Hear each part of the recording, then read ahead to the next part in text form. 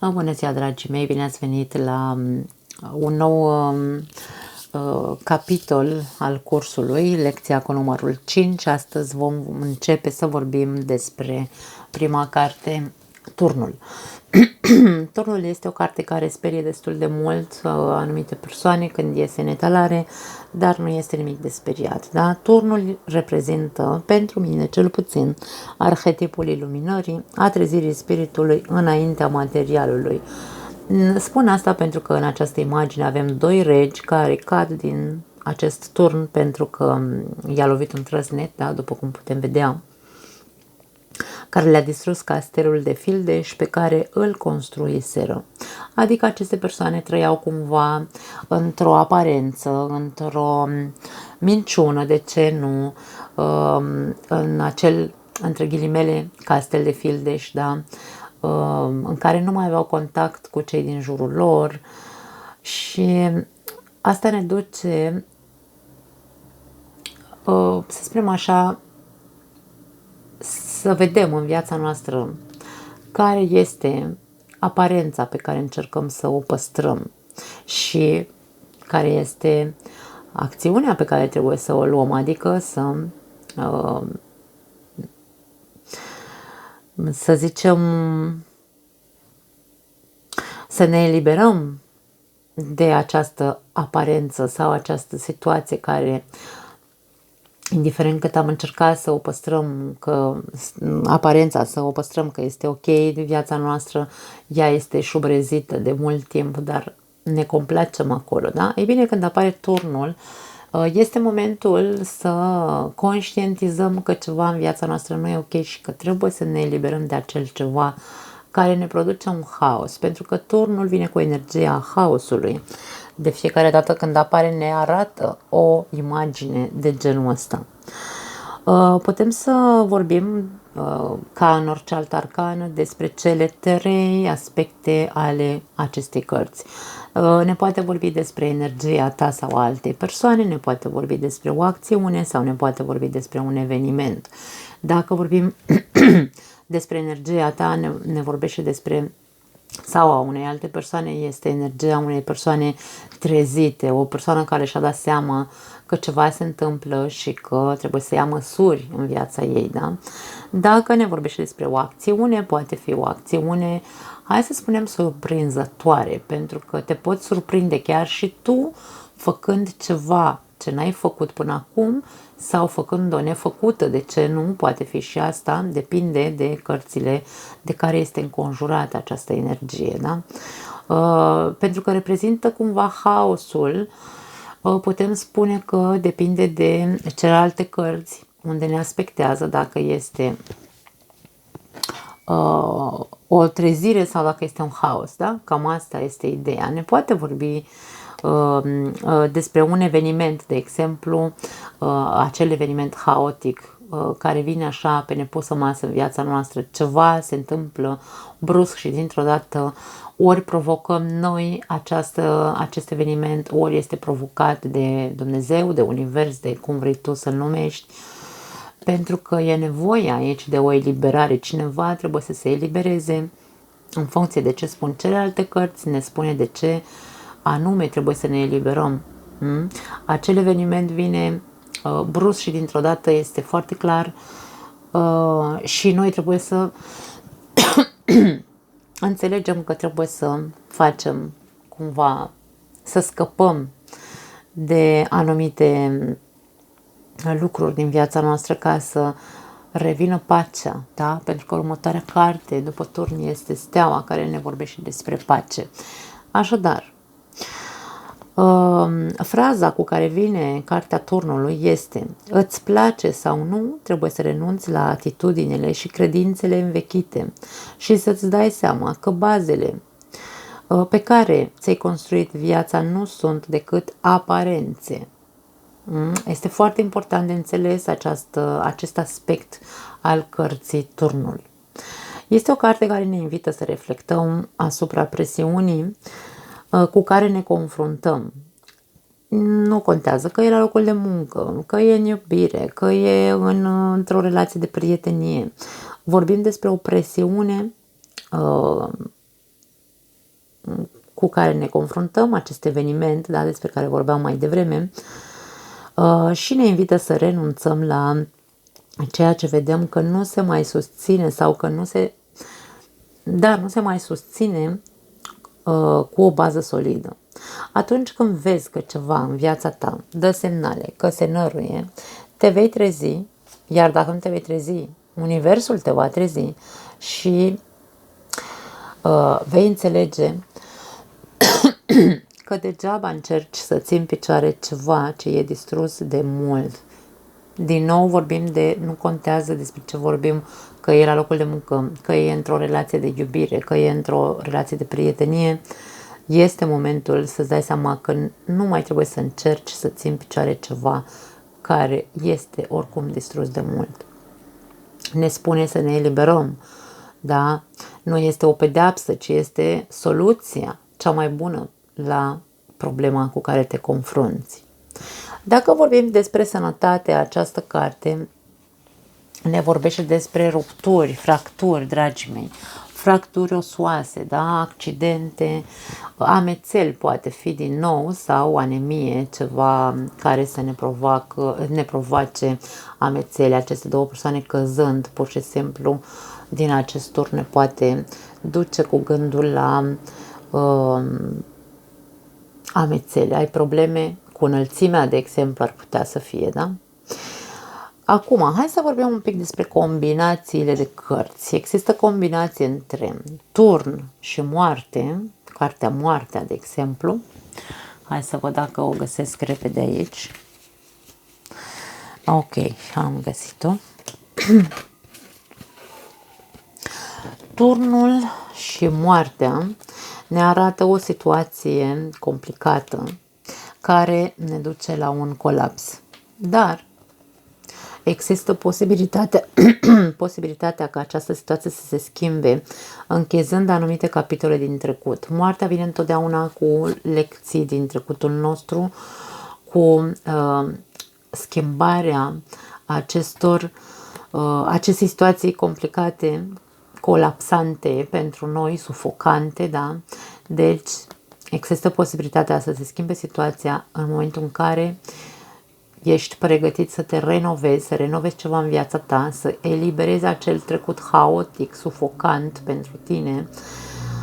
Dacă punem cărțile invers, moartea și turnul, este vorba despre o situație din trecut care nu s-a rezolvat și care nu te duce de fapt nicăieri, te duce la turn. Deci o situație din trecut, pentru că moartea vine întotdeauna din trecut înspre viitor, care aduce un turn, da? Această situație nu duce nicăieri, duce la un dezastru, duce la un final, duce la un haos. Așadar, este nevoie să se schimbe, să se facă curat în acel trecut al nostru, să iertăm dacă e nevoie sau să lăsăm să moară anumite lucruri în viața noastră ca să putem să începem o viață nouă, dar nu o viață nouă haotică, ci o viață nouă plină cu soare, da? La fel cum ne vorbește cartea Moarte. Dacă vorbim despre, hai să mai iau aici judecata, următoarea carte, Moartea, turnul și judecata, aici putem să vorbim despre, de exemplu, o altă combinație în plus care ne poate indica moartea cuiva. Adică, moartea vine cu o schimbare radicală care ne poate aduce un eveniment complicat, care ne poate aduce haos în viața noastră. Poate fi, după cum am spus aici, următoarea carte, judecata, este judecata de apoi. Adică ajungi la finalul vieții. În această combinație, în general, se poate da în momentele în care vorbim despre persoane de peste 70, 80 de ani. Ar putea fi aspectată exact aceeași combinație, pentru că ei se apropie cumva, să zicem așa, judecata finală, da, îi se apropie timpul să părăsească această lume și poate ieși această combinație. În general nu iese această combinație așa una după alta, aceste cărți nu ies, dar este una dintre combinațiile care ne poate vorbi despre sfârșitul vieții unei persoane. Bun, dacă vorbim despre întrebare, răspunsul la întrebarea de da sau nu, turnul vine cu răspunsul nu, da? Dar vorbind despre, hai să spunem așa, despre o revelație poate fi și pozitiv, depinde ce cărți ies în acest context, în contextul etalării pe care tu o faci. Deci, răspunsul este nu, dar, cum vorbim aici despre o carte de revelație, poate fi și pozitiv. Cuvintele cheie ale acestei cărți sunt eliberare, trezire, haos, distrugere, revelație, pierderi, ruptură, divorț, poate să ne reprezinte un divorț, depinde de cărțile din nou pe care le vedem în etalare, confuzie, din energia haosului pe care le aduce această carte ne poate aduce confuzie, catastrofă sau secret revelat. Poate fi, de exemplu, o situație în care în combinație cu alte cărți într-o etalare îți poate vorbi despre în sfârșit observi ceea ce n-ai observat până acum sau pur și simplu cineva vine și îți revelează acel secret pe care a fost ținut cine știe câte generații, de exemplu, da? Părțile pozitive, pentru că, hai să spunem așa, sperie cumva turnul și îl vedem mult mai negativ decât este realitate, părțile pozitive ale acestei cărți sunt transformarea, reconstrucția, da? Și schimbarea în felul în care ne trăim viața. Aici vorbim despre schimbări radicale pe care le facem la noi, reconstrucția noastră de la bază, cu baze solide și cu cunoștințe sau, mă rog, învățăminte foarte, foarte bune, da?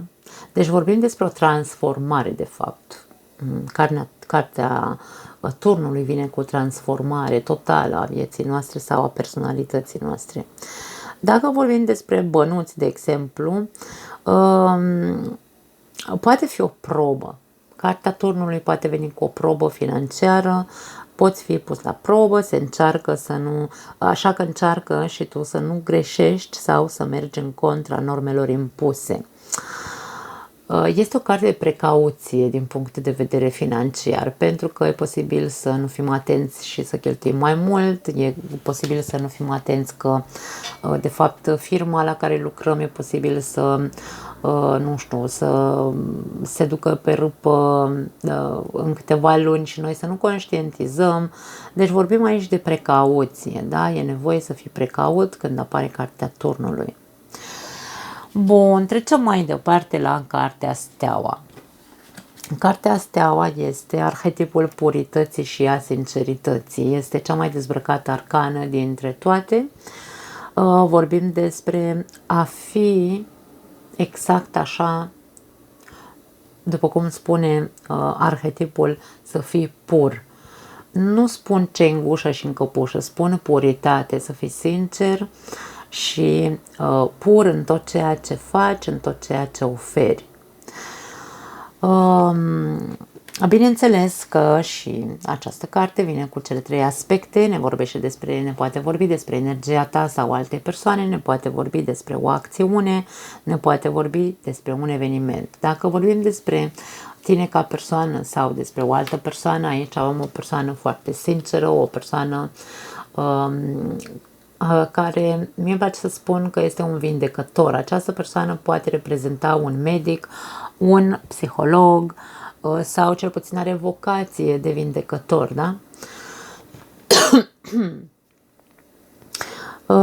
Poate fi o persoană foarte sinceră și originală, poate reprezenta o persoană cunoscută, adică în lumina reflectoarelor. Această stea de aici ne poate arăta ca și cum ar fi cineva în lumina reflectoarelor, cineva care este fotografiat tot timpul, o stea, da? Adică un faimos, o persoană faimoasă.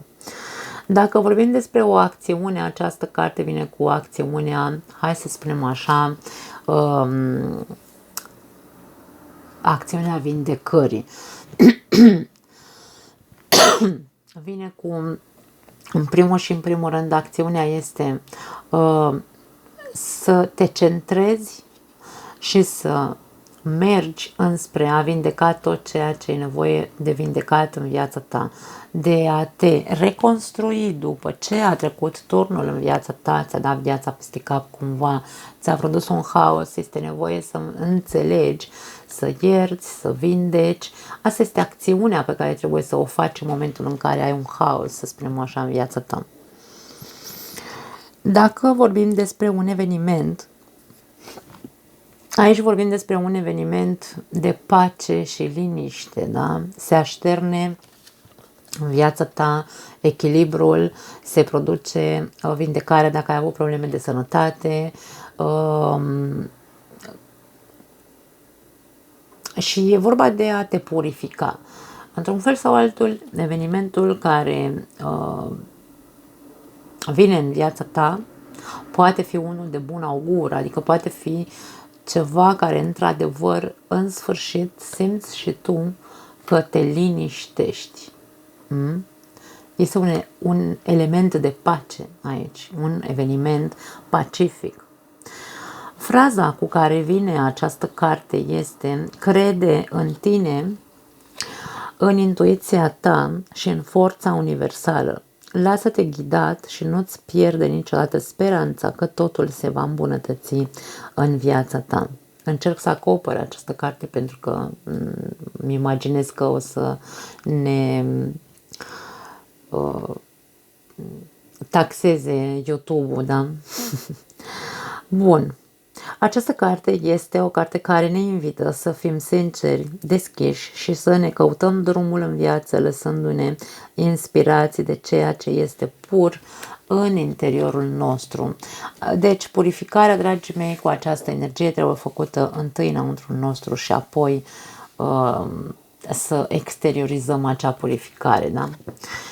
Dacă vorbim despre bani, vorbim despre un proiect inspirativ, să spunem o idee strălucită pe care o ai în zona banilor. Această carte ne vorbește despre prosperitate și originalitate. Deci există elementul originalitate pe plan financiar. Ne poate indica o ascensiune, să spunem așa, adică ești promovat la locul de muncă, vei deveni exact așa ca o stea, nu vei fi în centrul atenției.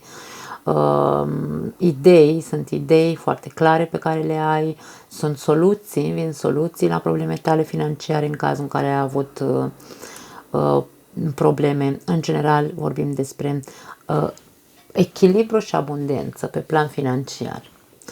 Dacă vorbim despre sănătate, vorbim despre recuperare, vindecare și soluții. Se vor găsi soluții la problema de sănătate cu care te confrunți.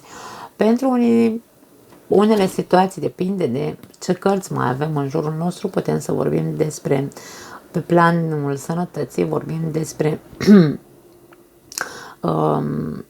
să spunem așa, emoții foarte mari, deci partea emoțională trebuie avut grijă foarte mult. Orice carte în care vedem apă, de exemplu, putem să o să zicem așa, ne poate inspira ideea de emoții. Este foarte important să avem echilibrat, da? Vorbim despre un echilibru, avem două ulcioare și în mâna acestei persoane, echilibrare emoțională ca să putem să ne vindecăm mai repede, da? Răspuns de da sau nu la întrebare este răspuns pozitiv. Întotdeauna această carte vine cu pozitiv. Cuvintele cheie sunt speranță, inspirație, prosperitate, soluții, claritate, sinceritate, puritate, viziune, spiritualitate este o altă carte spirituală, empatie, nutriție, feminitate, ghidare, intuiție și purificare. Părțile negative sunt pesimismul, adică ți-ai pierdut speranța. Dacă un cuvânt cheie este speranța, în partea negativă este atunci când tu te dai bătut, îți pierzi speranța în viață, în ce-o fi. Ai dubii, este o altă parte negativă, bineînțeles depinde de cărțile din jur, și idealizare, da, inocență. Aici vedem o persoană dezbrăcată care, după cum am spus, este foarte sinceră, dar poate avea o conotație de inocență. Ești atât de inocent încât ești păcălit, să spunem așa, aproape la orice pas. Este una dintre părțile negative și tinzi să idealizezi persoanele din viața ta, pentru că atunci când tu ești o persoană pură, să spunem așa, sinceră, deschisă, cazi în partea negativă a acestei energii care este inocența și idealizezi și spui că toate persoanele sunt la fel ca tine sau ar trebui să fie la fel ca tine și atunci cazi în această latură negativă, după aia îți pierzi speranța și apoi ai dubii față de restul lumii din jurul tău și e posibil să cazi într-o confuzie totală, pentru că următoarea carte este Luna, da? Atenție! Deci asta vroiam să specific ca să putem să înțelegem cumva mult mai bine partea negativă a acestei cărți. Această carte reprezintă semnul zodiacal al Vărsătorului. Bun, trecem mai departe la Lună. Luna este arhetipul inconștientului, a viziunii interioare profunde și a intuiției feminine. Da, aici avem intuiția, este energie feminină, cartea Lună, care, bineînțeles, și în astrologie Luna ne vorbește despre emoțiile noastre și este catalogată ca energia mamei, energia feminină a mamei, da? Este o carte care ne invită să ne ascuțim percepția, să fim atenți ca să putem găsi ce este ascuns în umbră, pentru că atunci când apare această carte ne indică o situație confuză prin care trecem, da? Și trebuie să fim foarte atenți, să vedem ce există în acea umbră, ce ne confundă, ce ne bagă în ceață, înainte de a fi prea târziu, înainte de a se instala în subconștientul nostru anumite frici sau anumite traume, pentru că Luna ne poate vorbi și despre traume, da?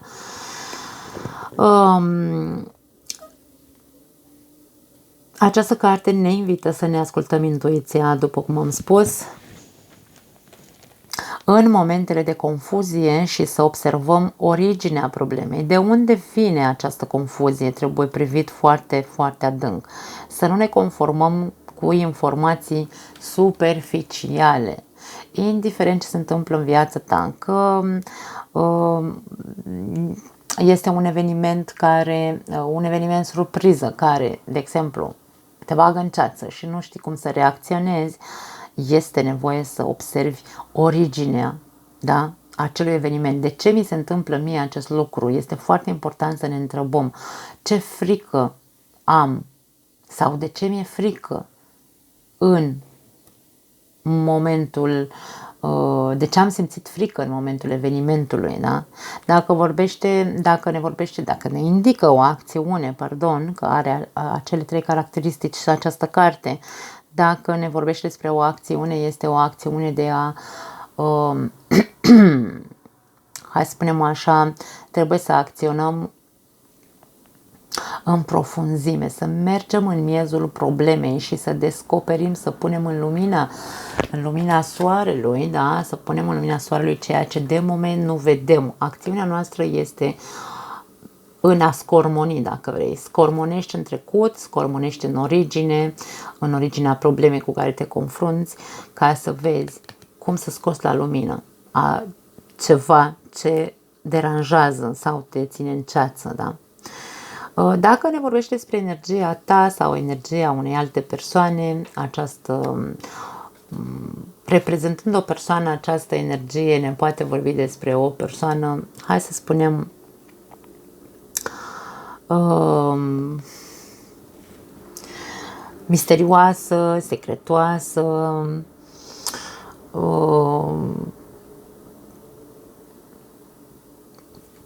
ne poate vorbi despre manipulare, manipulare emoțională în general, pentru că luna, după cum am zis, ne vorbește despre emoții, deci putem să vorbim despre manipulare emoțională, o persoană cu traume, o persoană care nu este tocmai ok, confuză, o persoană confuză, da? Ori este energia ta, ori este energia altcuiva din jurul tău. Dacă vorbim despre fraza pe care ne-o transmite Cartea Luna este: deschide ochii pentru a putea vedea ce se întâmplă cu adevărat și permite-i intuiției tale să te ghideze. Este foarte, foarte important să nu ne lăsăm cuprinși de frici și să ne ascultăm foarte mult intuiția în momentele de criză, în momentele de, știu și eu, de confuzie, da?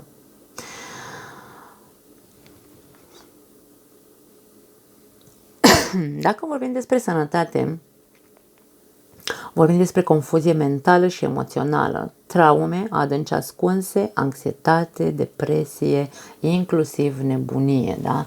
Depinde de ce cărți avem și în jurul acestei cărți. Bani, să vorbim despre bani, este lipsă de claritate, dragii mei.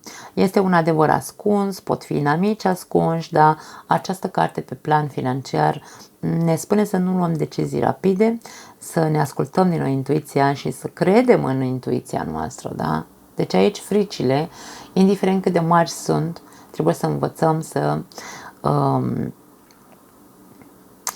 să le depășim, dar să nu ne grăbim să luăm decizii. Da?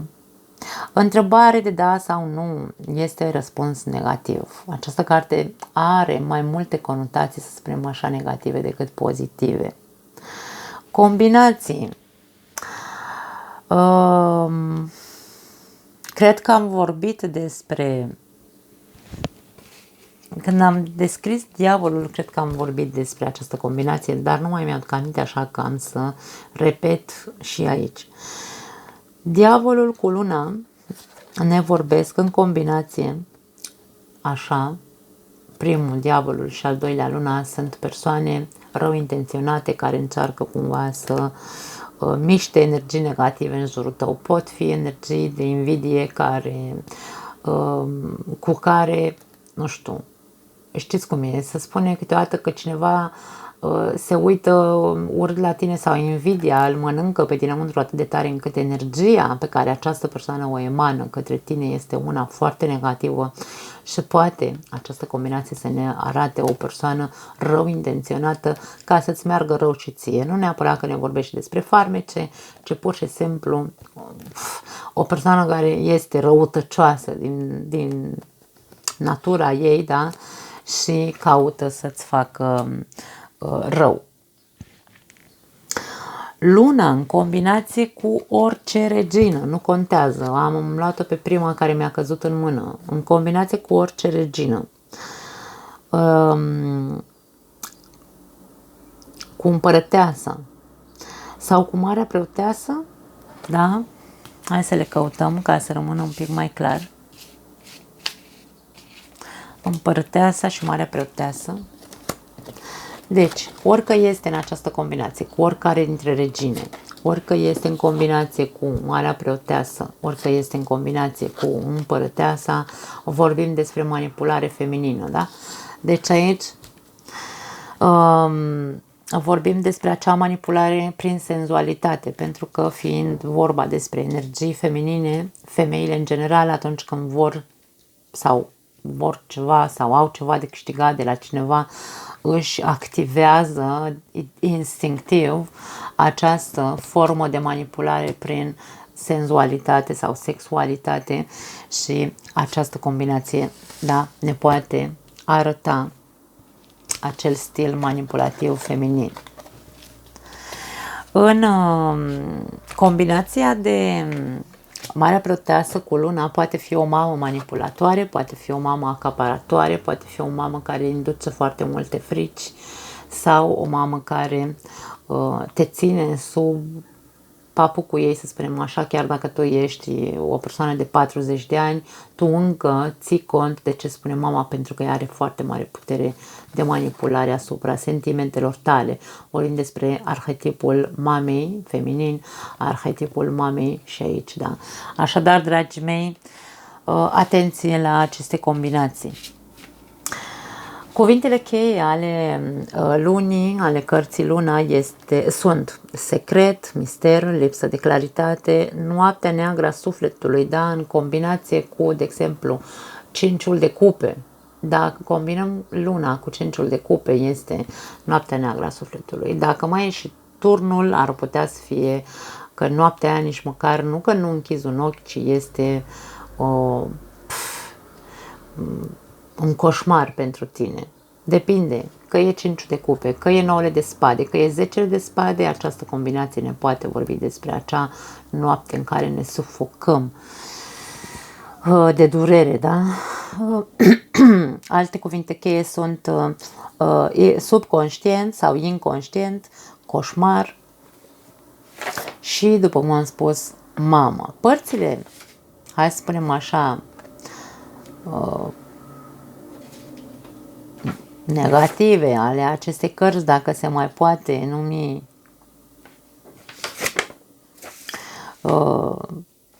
cărți negative, că deja vine cu o conotație de frică, este frica de necunoscut, una dintre părțile negative, da? Frica de necunoscut. Mi-e frică să mă bag în nu știu ce pentru că nu cunosc.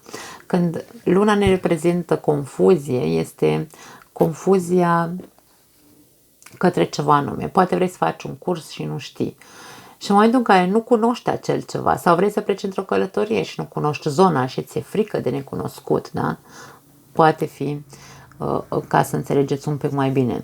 În general, părțile negative a acestei cărți sunt fricile. Fricile inconștiente, da? Pentru că noi credem că nu ne este frică de nimic, dar pe dinăuntru ne bate inima foarte tare în anumite momente din cauza fricii.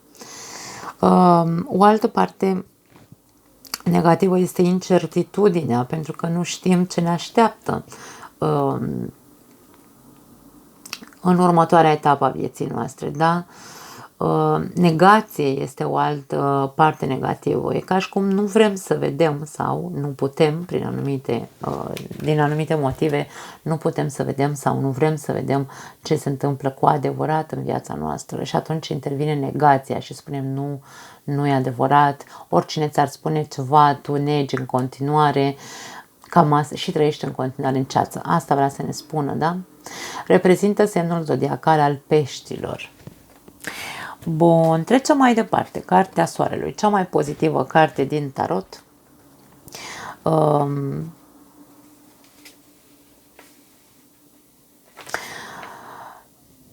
Este, hai să spunem, arhetipul, reprezintă, de fapt, arhetipul tatălui. La fel cum Luna reprezintă arhetipul mamei, Soarele reprezintă arhetipul tatălui, la fel cum și împăratul și împărăteasa ne reprezentau arhetipul mamei și al tatălui. Ei bine, aici le avem în Lună și Soare din nou.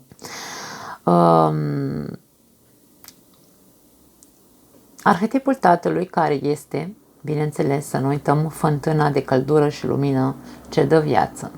Această carte ne invită să fim încrezători, optimiști, creativi, să ne bucurăm de iubire și să fim recunoscători pentru tot ceea ce viața ne aduce în calea noastră, să ne renovăm în mod constant cu iubire și blândețe față de noi înșine, să ne lăsăm inspirați și să inspirăm la rândul nostru pe alții, da? Sau pe ceilalți. Fraza cu care vine această carte este: primește bucurile vieții cu brațele deschise, ca și un copil care se bucură cu inocență de toate lucrurile din jurul său. Nu trebuie să uităm să fim copii, da? Ne poate reprezenta copilul nostru interior, pe care trebuie să-l tratăm cu foarte multă căldură și iubire și înțelegere.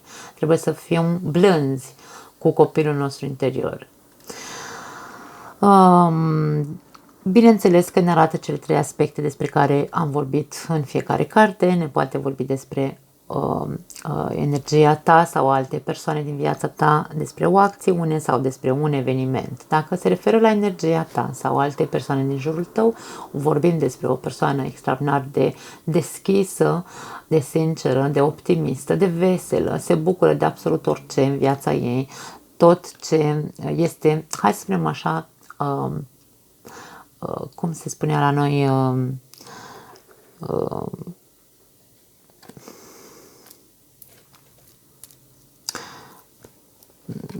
cum se zicea, Doamne, că nu-mi vine acum.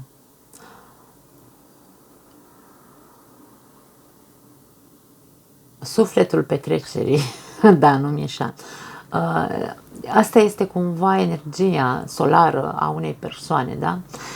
Deci vorbim despre o persoană extraordinar de optimistă și deschisă. Deschisă la a învăța, deschisă la a exprima, deschisă la a capta, deschisă la a se elibera de anumite lucruri care nu îi sunt de folos.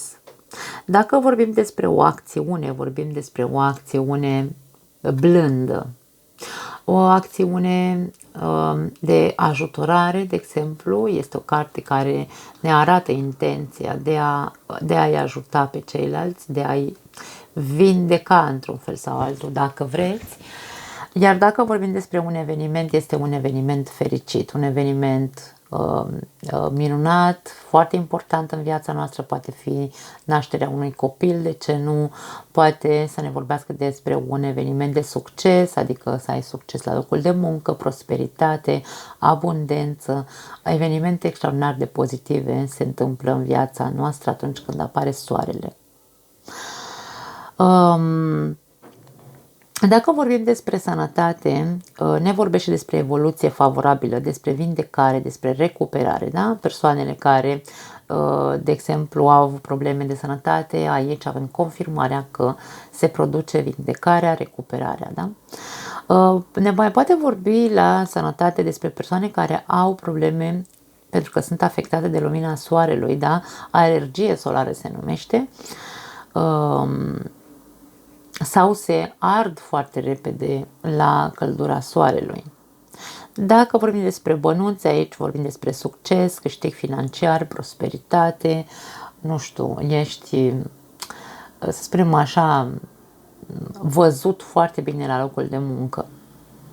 Întrebare de da sau nu este un mare da, este foarte pozitivă, după cum am spus, această carte. Cuvintele cheie: căldură, fertilitate, încredere, pozitivitate, creativitate, lumină, iubire, fericire, pace, succes, renovare, bucurie, prosperitate, evoluție, viață nouă, tată și expansiune. Eu aș mai adăuga eliberare și, bineînțeles, să nu uităm vindecare, da?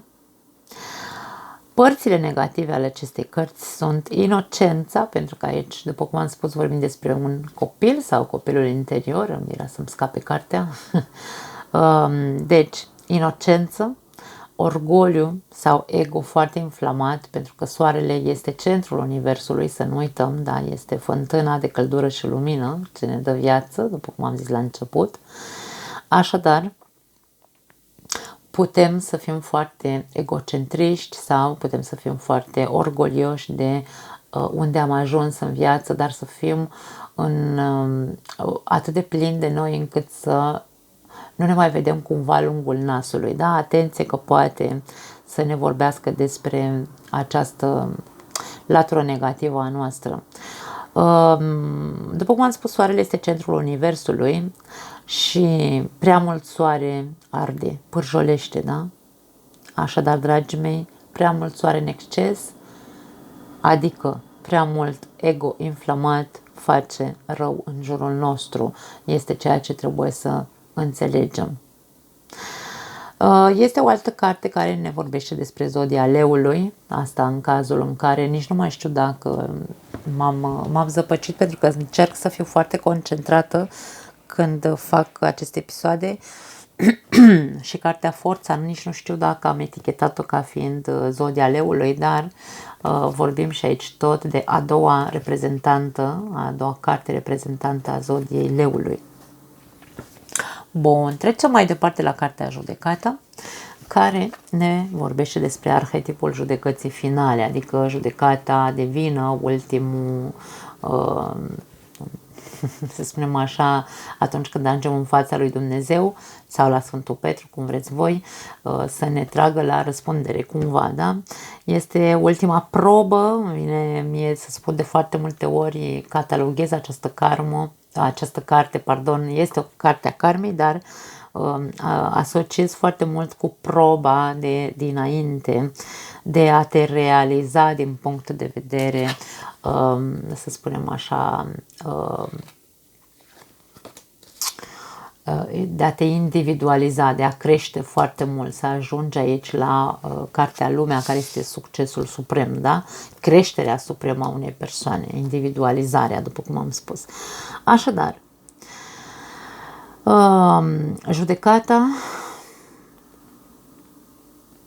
este din nou carte a karmei, unde trebuie să dăm cumva socoteală la ceea ce am făcut. Din nou putem să vorbim despre greșelile pe care le-am făcut. Suntem cumva trași la răspundere, suntem judecați într-un fel sau altul de divinitate pentru greșelile pe care le-am făcut, dar putem să alegem calea Arhanghelului, să spunem așa, care el ne ajută de fapt să ieșim de acolo din morți. Câteodată am specificat această carte ca fiind trezirea noastră, trezirea la realitate. Doamne, Doamne, ne tot pune probe peste probe peste probe să vadă cât de mult am învățat în această viață. În momentul în care conștientizăm că am stat în aceste coșciuge prea mult timp, poate ai 50 de ani și ai trăit o viață strictă, așa, foarte îndoctrinată într-un fel sau altul, închis aici în întuneric, ai trăit în întuneric, este momentul, este proba finală de a da un examen în care tu să zici, vreau să te ascult, da? Aceste persoane sunt cu mâinile întinse, da? Și acceptă, ca și cum acceptă tot ceea ce spune acest înger, acest arhanghel, acceptă să iasă și să se renoveze, da? Să nască din nou. Este o carte a renașterii din morți, dacă vreți. De-aia este o probă cumva, o probă finală a divinității. Fraza cu care vine această carte este: trezește-te, deschide-ți mentalitatea, depășește-ți limitările, învață să ierți, chiar și pe tine învață să te ierți, învață din greșelile din trecut și evoluează. Este o carte care ne invită să ne renovăm, să renaștem, să lăsăm trecutul acolo unde este, da? Mort aici în coșciugele astea și noi să renaștem, da? Să lăsăm deci trecutul acolo unde este, să primim un viitor cu conștiința trezită, da? Transformați într-o nouă persoană. Într-o nouă persoană în uniune, să spunem așa, cu divinitatea, ascultând cuvântul Domnului, nu neapărat să mergem la biserică, dar măcar să conștientizăm că noi suntem parte, de fapt, din tot acest univers unde vorbim și despre Arhanghel și despre Dumnezeu și despre divinitate în general, da? Din nou, după cum putem observa, cu cât ne îndreptăm înspre finalul arcanelor majore, cu atât vedem că vorbim foarte mult despre renovare și renaștere, da? Dacă vorbim despre sănătate, această carte ne vorbește despre recuperare, vindecare miraculoasă, poate fi, da? Deci, ți s-a spus că ai o boală terminală și, e bine, va apărea această persoană care poate fi un medic, aici avem o cruce, da? Care îți va spune, poate, ori a fost un diagnostic prost făcut, ori este un miracol că te-ai putut vindeca, poate a fost mâna lui Dumnezeu, da? Să te vindeci de acea boală pe care ai suferit-o. Dacă vorbim despre bani, vorbim despre vocație. Aici, atenție, pentru că vorbim despre persoanele care au o chemare anume, care și-o descoperă, da, în perioada în care apare această carte, dacă vorbim despre acea vocație. Vorbim despre vești pozitive în ceea ce privește viața financiară sau situația financiară, renovare de contract, poate fi evoluție prin învățare din greșelile din trecut. Are legătură întotdeauna cu comportamentele sau greșelile pe care le-am făcut în trecutul nostru această carte. Da? Întrebare de da sau nu este un răspuns pozitiv. Cuvintele cheie sunt renaștere, trezire, evoluție, veste, transformare, renovare mentală și vocație. Părțile negative sunt karma, adică dacă nu învățăm din greșelile noastre, dragii mei, și nu reglăm conturile răspunzând pentru acțiunile noastre, vom fabrica această karmă în continuare pe care o vom da moștenire copiilor noștri sau o vom lua cu noi în următoarea viață. Asta pentru cine crede în reîncarnare, da? Cam asta este partea negativă. Fabricarea de karmă, atenție, da? Depinde dacă ne închidem, ne reglăm conturile și învățăm din greșelile pe care le-am făcut și nu le mai repetăm. De aia se spune că este proba finală, da? Bun, și ajungem la ultima carte din arcanele majore, care este lumea. Lumea este arhetipul realizării personale prin acumulare de experiențe, satisfacție personală. Ne poate reprezenta energia ta, o acțiune sau un eveniment, energia ta sau a altei persoane. Dacă vorbim despre acest aspect de persoană, ne poate vorbi despre energia unei persoane, să spunem așa,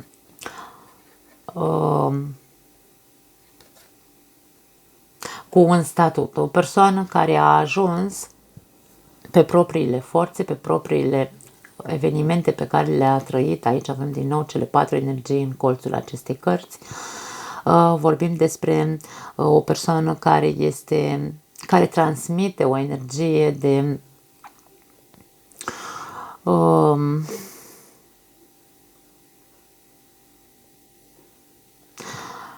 merit să fiu aici, pentru că eu am muncit singur să ajung aici, da? Deci s-a autorealizat, te-ai autorealizat tu ca persoană. Dacă vorbim despre o acțiune, este o acțiune de închidere de capitole, dragii mei. Este ultima carte din arcanele majore, așa că această carte ne transmite închiderea unui ciclu din viața noastră, fie că s-a terminat într-un mod înțelept, pentru că este un final, să spunem așa, natural, da? Se închide un capitol. Dacă este o acțiune pe care noi trebuie să o facem, este să închidem noi acel capitol din viața noastră și să deschidem altul, pentru că aici ne-am împlinit cumva rostul, da? Dacă vorbim despre un eveniment, este un eveniment care ne anunță succes, care ne anunță poate fi bogăție, prosperitate și așa mai departe, da? Fraza cu care vine această carte este: apreciază toate experiențele din viața ta cu bucurie, pentru că sunt confirmarea succesului tău actual și primește recompensa pentru toate eforturile tale. Să nu uităm că și această carte, după cum am spus, are cele 4 energii de la care acest personaj, care ești tu, care este energia ta, a învățat și a experimentat în această viață. Deci bucură-te, da? Și apreciază tot ce ai trăit până în ziua de astăzi. Ești acolo unde trebuie să fii, asta ne spune această carte, așa că caută satisfacția în tine însuți, pentru că înăuntrul tău este tot ceea ce căutai mereu în exterior. În momentul în care bâșbâim prin lume sau prin viață, de exemplu, și nu ne dăm seama că de fapt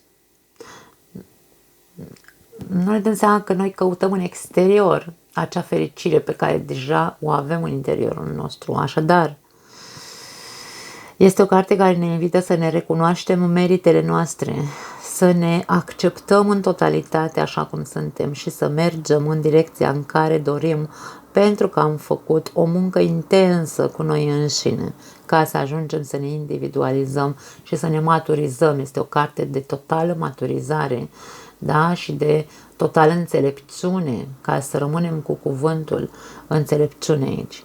Ne invită să închidem capitole din viața noastră, să ne eliberăm de tot ceea ce ne ținea pe loc în evoluția noastră și să facem servicii celorlalți prin experiența noastră de viață. Da? Deci să fim și, să spunem așa, în ajutorul, să venim în ajutorul celorlalți. Da? Dacă vorbim despre sănătate, soarele ne vorbește despre recuperare, bineînțeles, despre vindecare, și în anumite cazuri ne poate vorbi și despre finalul vieții, dar nu moarte, ci despre o persoană care se apropie de finalul vieții, adică poate avea 80, 90, 100 de ani, de ce nu? Sunt mulți ani aici, da? Dacă vorbim despre acele persoane care sunt la finalul vieții, vorbim de persoane care sunt în vârstă, dar care mor cu satisfacția lucrului bine făcut. Veți vedea un bătrânel sau o bătrânică care este foarte mândră de viața pe care a trăit-o și cum a construit-o. Cam așa arată un bătrânel care știe că adică este conștient că mare puțin și merge în lumea lui Dumnezeu, dar merge împlinit și fără niciun fel de remușcare, pentru că el și-a trăit viața așa pe deplin, da? Dacă vorbim despre bănuți, aici vorbim despre succes, după o muncă foarte bine făcută, vorbim de triumf, satisfacție, recompense, culminarea unui vis pe care îl aveai de foarte mult timp, da? Poate fi această vocație despre care vorbeam în Cartea Judecata, da? Pentru că numărul 20, numărul 21, aici se culminează vocația ta dacă ai găsit-o. Cam asta este ideea. Întrebare de da sau nu? Da, este un mare da, bineînțeles. Cuvintele cheie ale acestei cărți sunt succes, plenitudine, totalitate, libertate, eliberare, satisfacție, armonie, împlinire, închidere de ciclul natural al vieții, călătorii și distanțe. Părțile negative părțile negative sunt închiderea în tine însuți. Ești, de exemplu, te izolezi și vrei să fii doar tu cu tine, nu cum am văzut izolarea din energia eremitului, ci aici mai sunt anumite aspecte în care izolarea este tu cu tine pentru că te crezi buricul pământului, este partea negativă. Atunci când tu ai foarte multe cunoștințe sau foarte multe experiențe, experimente în viața ta, te crezi cumva cel mai de pe piedestalul cel mai sus, da? Te crezi cel mai frumos, cel mai deștept, cel mai împlinit, cel mai cel. Și aici vorbim despre celălalt aspect negativ al egoismului. În momentul în care suntem închiși noi înșine, în ego-ul nostru, în centrul galaxiei și credem că suntem buricul pământului, suntem implicit egoiști. Asta vreau să rămână punctat că este partea negativă a acestei arcane. Da, și cu asta închidem acest ciclu de arcane majore, dragii mei. Vom trece în următoarea lecție, vom trece la arcanele minore, care veți vedea sunt mult mai ușor de înțeles. Ne oprim aici, vă pupăcesc și ne vedem începând cu următoarea lecție cu arcanele minore. Vă pup! Ceau!